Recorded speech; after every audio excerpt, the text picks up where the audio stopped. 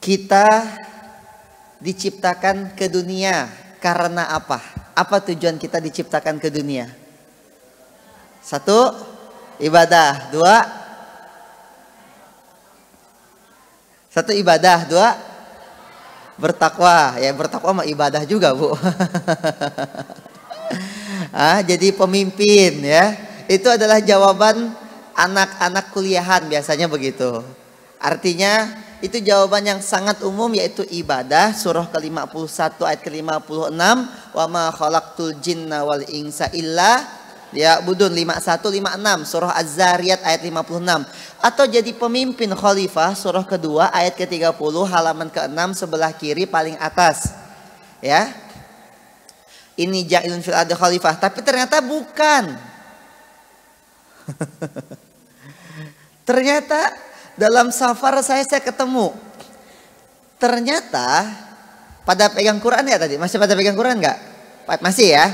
Ayo kita buka Qurannya halaman ke-6 ayat ke-30. Ini menarik nih. Saya sedang mencoba untuk mendalami surah Al-Baqarah ayat ke-30 sampai ini satu halaman ini tentang penciptaan kita. Dan di sini terbuka rahasia kenapa kita diciptakan. Tulis gede-gede. Ini materi yang baru, juga jarang dibahas. Saya juga pertama kali mendengar materi ini, Masya Allah tabarakallah. Betapa Allah sayang banget sama kita. Betapa ada begitu banyak rahasia yang ternyata yang belum kita ketahui. Udah buka surah kedua ayat ke-30 halaman ke-6 sebelah kiri. Udah? Ayo, lihat saja di situ. Saya akan bacakan karena waktu kita sangat singkat. Allah berfirman di surah kedua ayat ke-30, kata Allah apa? Dan ingatlah ketika Tuhanmu berfirman kepada para malaikat, aku hendak menjadikan khalifah di bumi. Mereka berkata, apakah engkau hendak menjadikan orang yang merusak dan menumpahkan darah di sana, sedangkan kami bertasbih memujimu, menyucikan namamu. Dia berfirman, Allah berkata, sungguh aku mengetahui apa yang tidak kamu ketahui. Lihat ya, Allah menciptakan kita. Ketika akan menciptakan kita, Allah bikin konferensi pers. Allah panggil, hai malaikat, diviralkan di langit. Hai malaikat, nih dengerin nih. Aku mau nyiptain sesuatu, aku kurang lebih begitulah ya. Yaitu manusia. Lalu kata para malaikat menjawab ini di kalimat di Quran ini. Ya, kenapa diciptakan? Gitulah mungkin bahasa lebihnya. Kenapa diciptakan? Malaikat mau nanya gitu. Kenapa diciptakan? Kata Allah, aku lebih mengetahui tentang penciptaanku ini. Berarti kata guru saya yang kemarin saya temui dalam safar saya, maksud penciptaan manusia jadi pemimpin. Pemimpin ini Bapak Ibu sekalian, sebelumnya ada hewan-hewan. Tapi kalau datang manusia, udah pasti hewan itu akan menyingkir. Contoh, 5 tahun yang lalu, ini daerah hutan, benar gak? 5 tahun yang lalu mungkin di sini ada ular, mungkin di sini banyak macam-macam lah begitu ya. Tapi begitu manusia yang datang, ularnya menyingkir nggak? Menyingkir. Yang bentuk apa hewan-hewan lainnya juga menyingkir. Artinya manusia ini ketika dia datang atau dia diciptakan pertama kali sebenarnya adalah tujuannya ingin memuliakan, ingin dimuliakan. Dan ini tertera begitu banyak ayat tentang kemuliaan manusia. Contoh surah At-Tin. Apa di situ? Ayat keempat surah At-Tin. Wattini dan kami cipta manusia dalam sebaik-baik bentuk. Mulia nggak? Allah yang muji loh. Sebaik-baik bentuk. Dan bentuk dari kemuliaan itu sendiri akhirnya dibikinlah manusia ini punya ilmu. Maka kalimat di bawahnya apa? Dan dia ajarkan kepada Adam nama-nama benda semuanya. Semuanya. Berarti Nabi Adam pintar apa tidak? sangat pintar, maka kemuliaan itu terletak pada ilmu. Orang yang mulia adalah mereka yang punya ilmu. Maka kata para ulama, utlubul ilma minal mahdi ilal lahdi. Tuntutlah ilmu dari mulai buayan sampai kita masuk ke liang lahat. Jadi manusia itu diciptakan untuk dimuliakan. Dimuliakan dengan apa? Dengan keilmuan. Maka Bapak Ibu yang hari ini belajar tetap di sini, datang di malam hari, itu sangat Allah senangi. Karena memang salah satu penciptaan manusia untuk dimuliakan dengan wasilah apa? Ilmu. Berarti Bapak Ibu udah bener tuh jalannya. Jalan kemuliaan melalui wasilah Insya Allah semuanya mulia di hadapan Allah. Kemudian kalau ada keilmuan yang bilang bahwa zaman dulu manusia itu bodoh, manusia itu berasal dari monyet, manusia itu nggak bisa baca tulis, benar apa tidak? Tidak, itu sah. Pernah belajar nggak kita tentang bahwa manusia dari monyet katanya? Pernah ya, benar apa enggak? Benar apa enggak? Salah. Karena kalau manusia dari monyet, kita tidak mengakui Nabi Adam sebagai bapak kita. Iya kan? Siapa yang mau ngaku dia keturunan monyet? Saya mah nggak mau. Coba, siapa yang mau ngaku keturunan monyet? Enggak, kita tuh diciptakan dalam bentuknya sebaik-baiknya penciptaan itu kita. Masa tiba-tiba ada yang ngajarin kita dari monyet? Berarti itu salah. Sampaikan kepada anak-anak kita, kalau dia lagi belajar tentang ilmu bahwa manusia itu dari monyet, bilang, nah, manusia itu diciptakan langsung dari Allah. Nabi Adam, nggak ada manusia itu dari monyet, nggak ada teori evolusi Darwin. Yang bikin juga Darwin. Manusia juga yang bikin teori itu, tapi kata Quran teorinya adalah dari Adam, gitu loh. Dan ini manusia adalah sebaik-baiknya penciptaan. Kuntum khairu ummah, tuh kalimatnya begitu. Kita nih sebaik-baiknya penciptaan, masya Allah tabarakallah. Asal kita punya ilmu, asal kita amalkan. Setelah itu manusia diciptakan pertama untuk dimuliakan, ya, maka Bapak Ibu pasti nggak senang kalau melihat ada perbuatan yang tidak mulia. Senang nggak kalau ada yang berbohong? Senang nggak kalau ngedengar caci maki, kata-kata dari kebun binatang? Senang nggak telinganya mendengar itu? Kan itu bukan sesuatu yang mulia. Kita tuh nggak seneng. Kita nih makhluk yang mulia. Maaf ya, kalau ada kata-kata kasar, kotor, caci maki, kebun binatang keluar, didengar sama telinga kita yang mulia, pasti telinga kita nggak enak dengarnya. Benar apa nggak? Karena telinga ini mulia gitu loh. Itu kenapa ketika kita baru lahir, yang didengarkan pertama kali apa? Azan. Sebelah kiri iqomah. Karena kita ini mulia, dan begitulah kemuliaan itu dibawa nanti ke surga.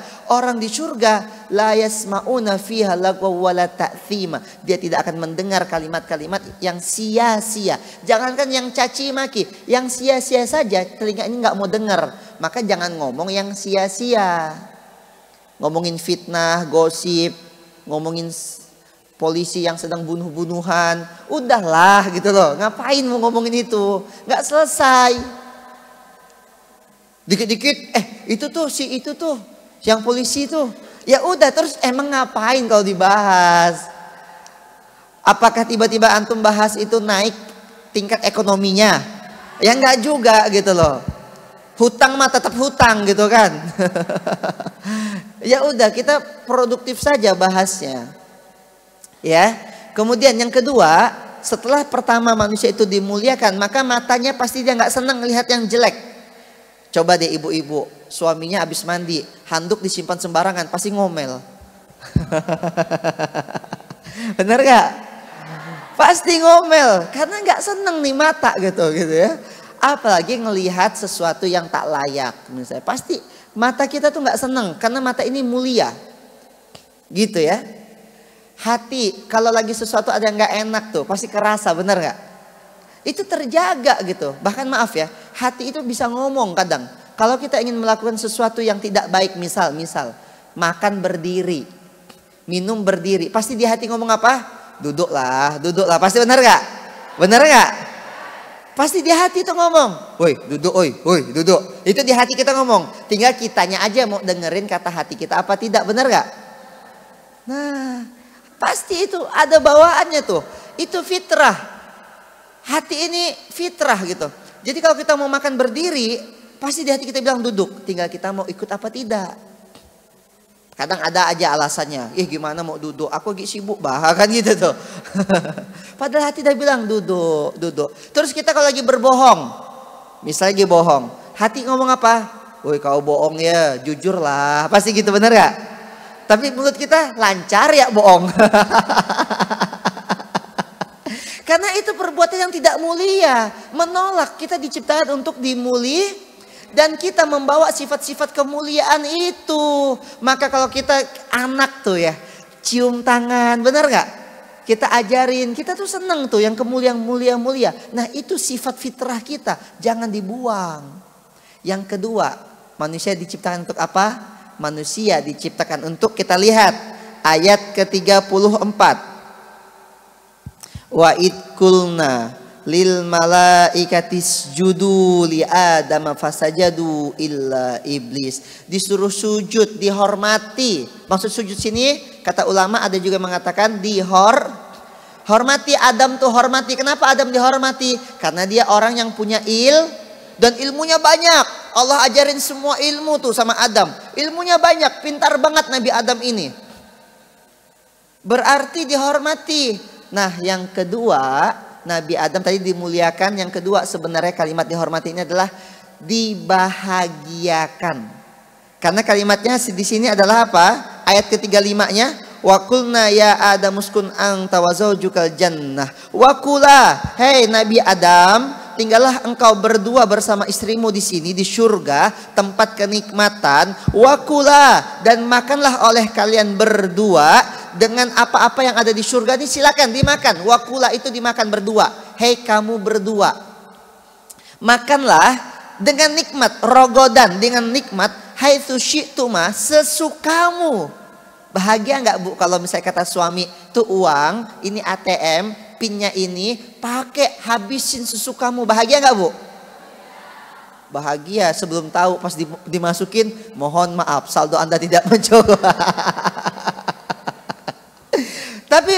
Tapi itu udah bahagia kan ketika suami bilang, sayang ini aku punya uang, ini punya ATM, pakai sesukamu. Seneng gak? Pasti senang ya. Begitupun bapak-bapak, ayah ini ada makanan udah disiapin, ayah ini ada kopi, ada susu, ada apa, silakan dimakan. Senang? Senang. Pas bangun tidur udah siap makanan, senang? Senang. Pas bangun tidur baju udah rapi, semua udah rapi gitu ya, senang. Nah manusia itu pertama untuk dimuliakan. Sampai disuruh sujud tuh para malaikat ya, disuruh menghormati. Yang kedua ternyata manusia itu disuruh sesukamu,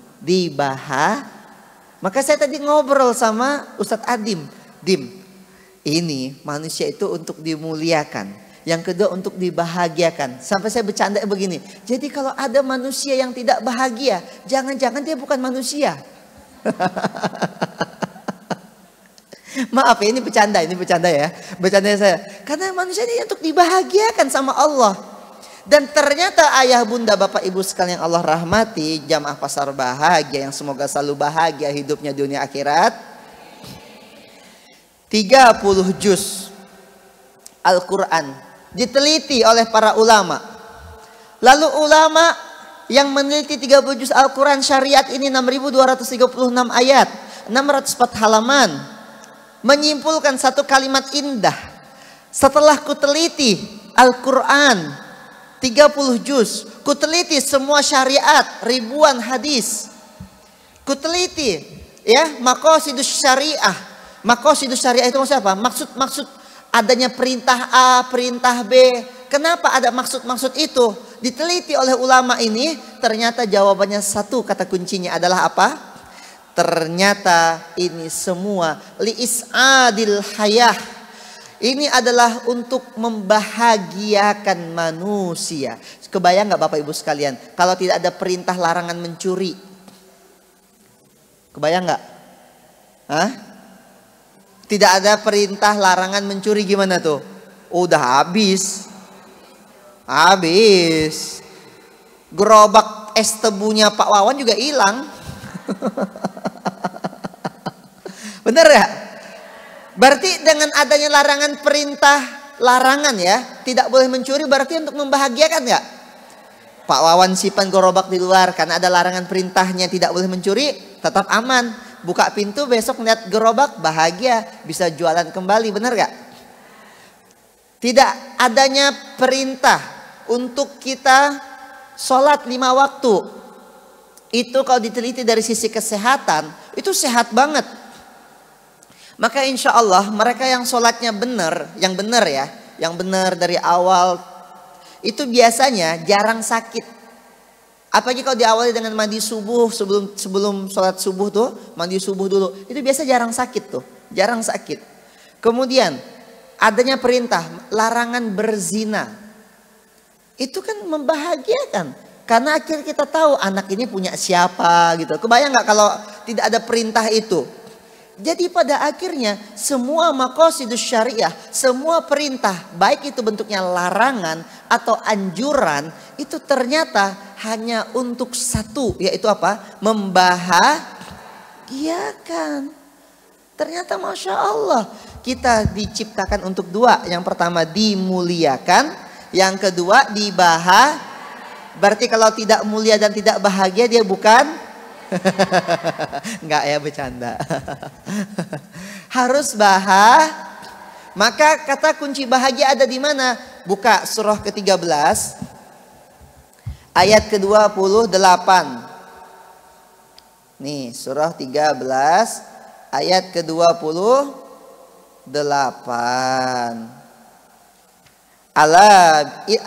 Alladzina amanu wa tatma'innu qulubuhum ala bidzikrillahi tatma'innul alladzina amanu wa tatma'innu qulubuhum bidzikrillah ala bidzikrillahi tatma'innul qulub. Bu, Pak, bahagia nggak kalau bisa ngaji? Coba deh, coba jujur.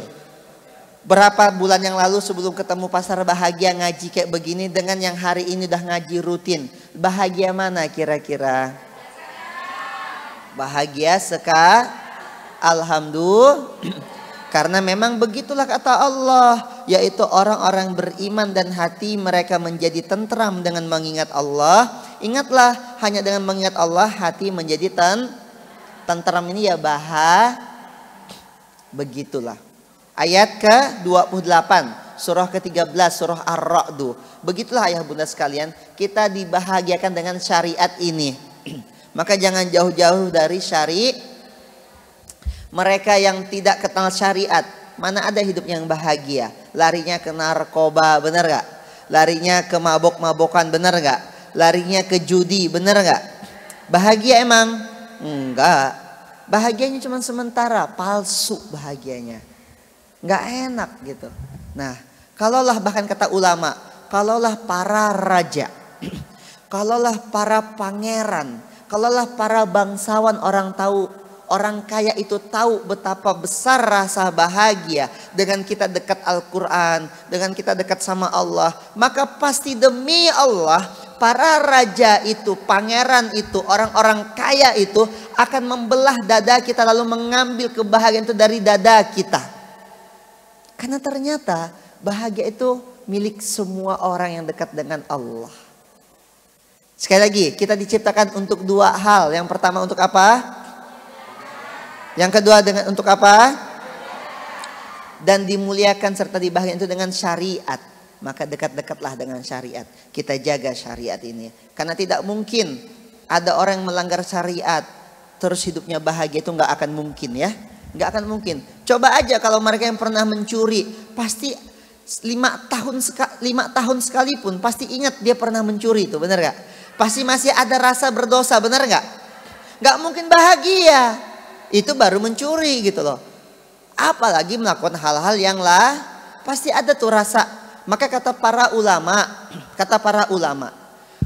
ternyata pahala meninggalkan dosa itu jauh lebih besar dibanding pahala berbuat amal soleh.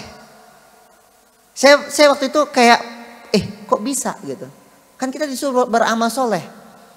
Kenapa? Ulama menjelaskan nih, kenapa pahala meninggalkan maksiat itu jauh lebih besar dari pahala melakukan amal soleh. Kenapa? Karena kalau beramal soleh semuanya bisa.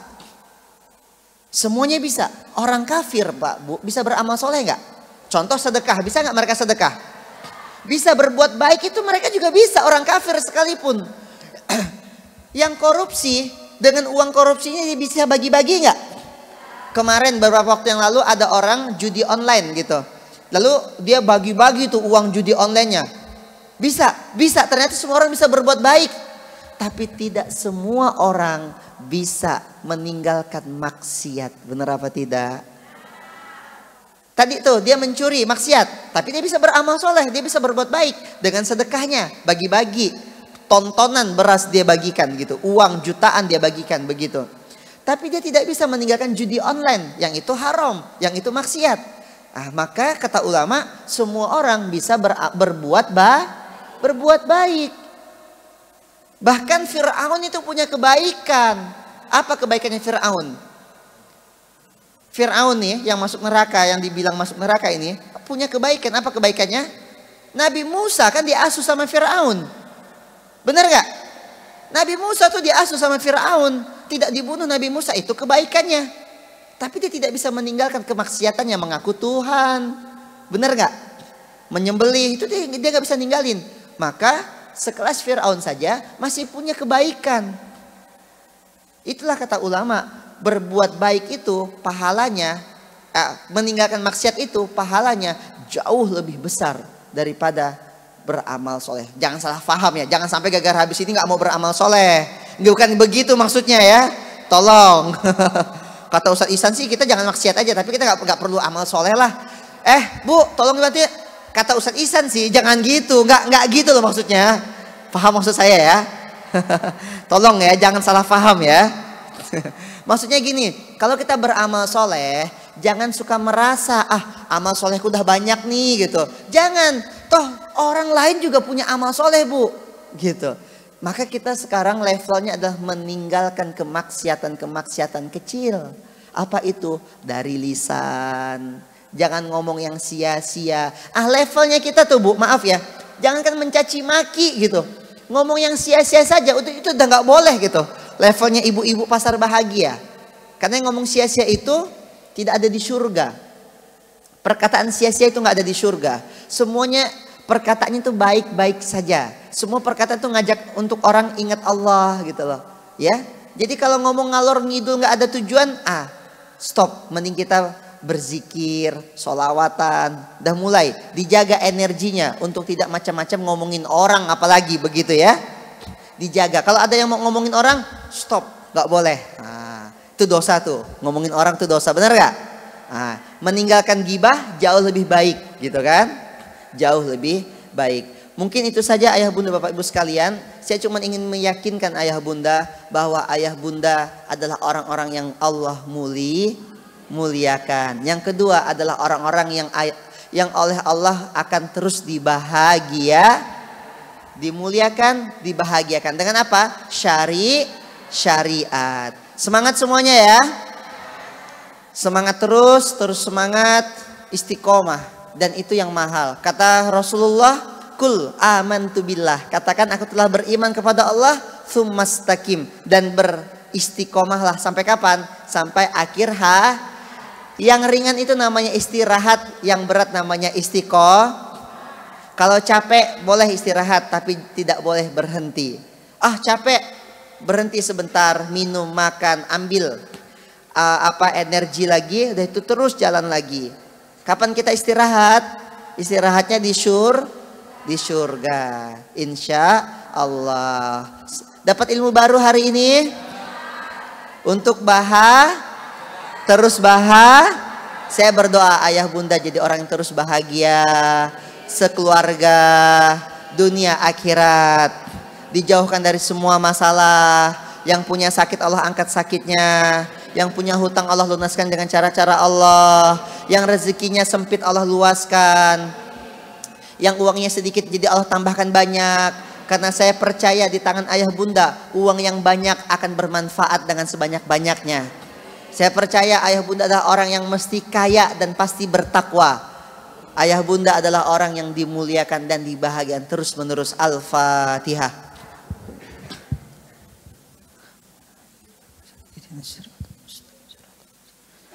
Ghairil maghdubi 'alaihim waladdallin. Amin. Sekian dari saya. Billahi taufiq wal hidayah. Wassalamualaikum warahmatullahi wabarakatuh.